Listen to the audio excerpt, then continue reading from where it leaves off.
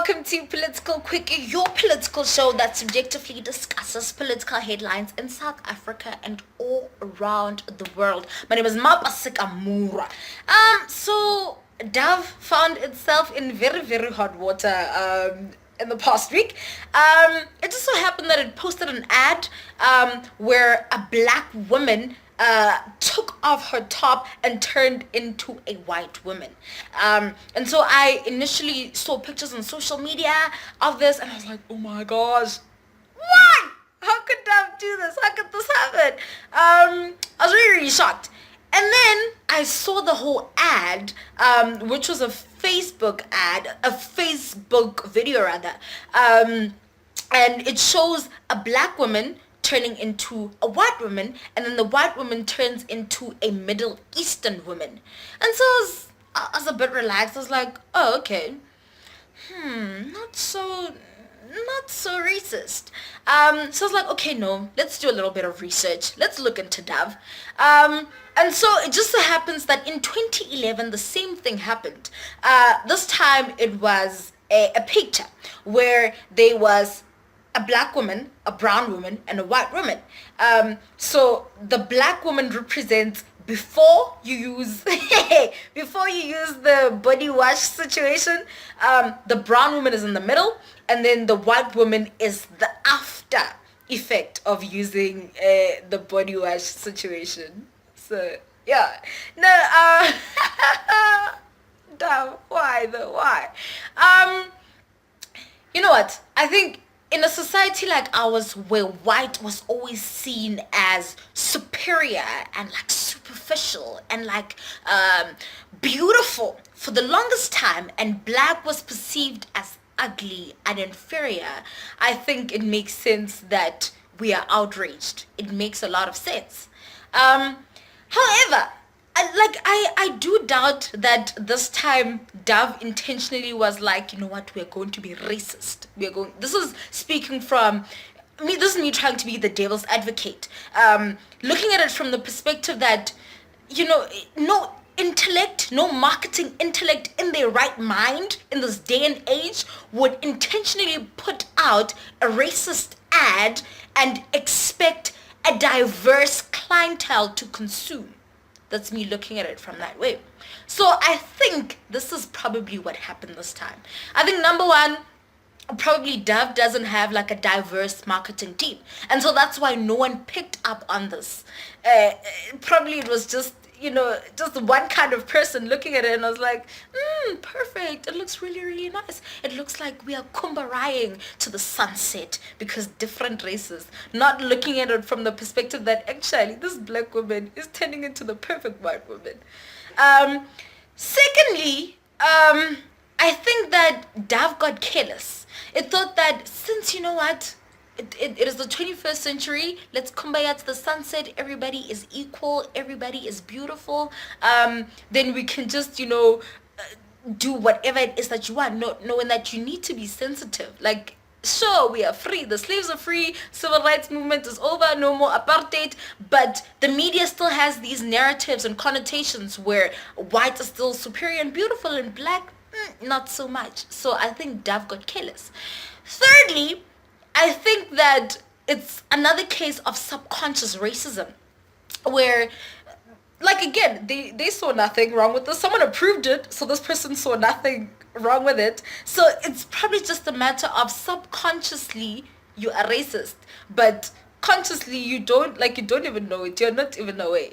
So yeah, I don't know, Dove. I mean, like, this doesn't even make sense. Like, who, like, come on. 21st, come on, man. This doesn't make any sense to me. But yeah, I'm hoping like those 3 points, maybe one of those things is the reason why you did this stuff. I'm hoping. Moving on to other news, however, there is something very strange going on between the government and civil servants' pension funds.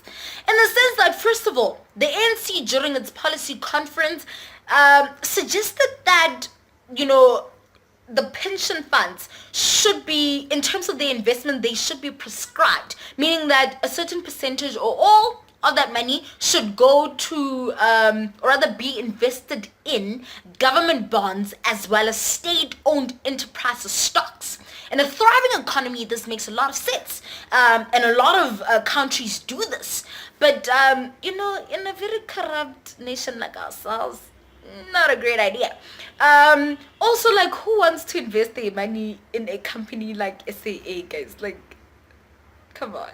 But then another rumor came out where apparently the government wants to bail out SAA using those very same pension funds.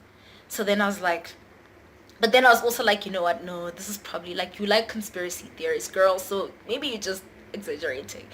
But then, so the deputy president came out and then he was like, very good civil servants, please keep an eye on your pension funds. Keep an eye, especially on the PIC, which is the Public Investment Corporation. It's an investment entity that is owned and controlled by the government.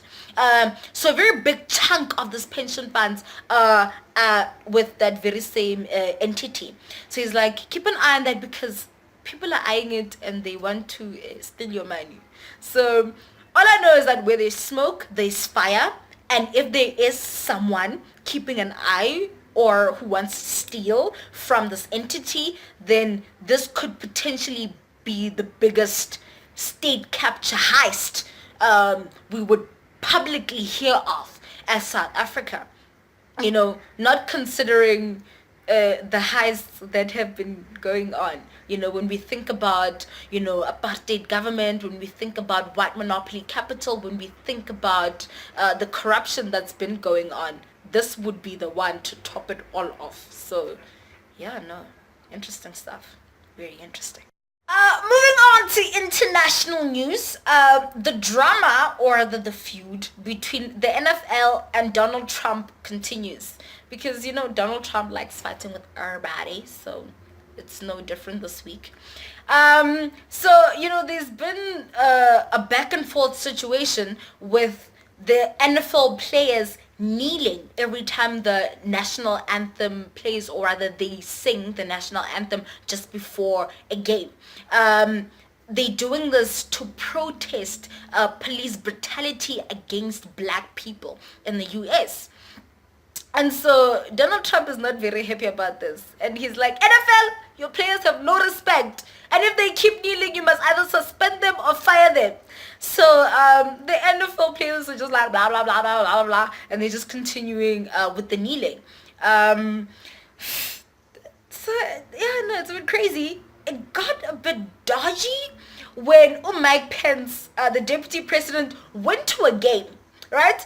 And then national anthem happened, the players knelt, and he decided, I'm going to walk out. And then later on, apparently Donald Trump said that he asked him to walk out if they knelt.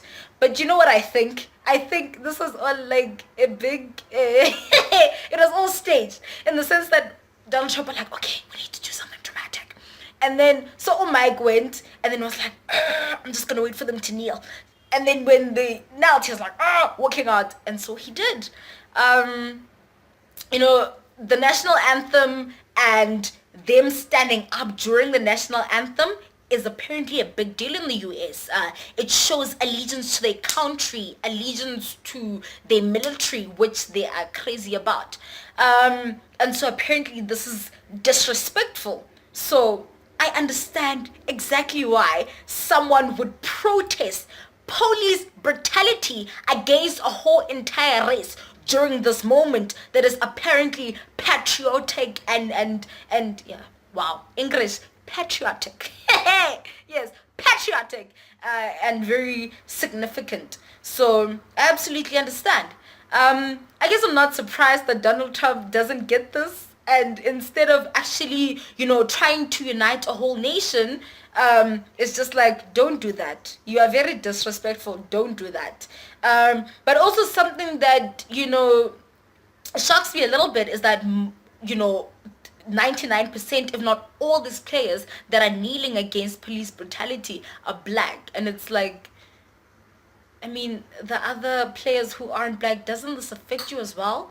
I mean, I don't know, like this whole race thing, are we ever gonna overcome it? I mean, there's another thing going on with pictures of Rihanna and Beyonce going around the social media, where they've been turned white, and people have been saying, oh, they would look so beautiful if they were white. I don't know. Moving on, however, to on the side note, on the side, something positive, something very positive, something that could be beneficial to all races of the world. On the side note, I like your word today is discipline. And the way that I think of discipline is that basically when the motivation is gone, the only thing that keeps you going is discipline. Discipline is not nice. Discipline is difficult. It's very uncomfortable. But after you've been, so excited about something and you've made the decision that this is what I want to do, so you keep on doing it just simply because you are disciplined. It's not about feeling because you'll not want to do it. And I just think of something very simple like, having to do research for the show. Like sometimes I honestly don't feel like it.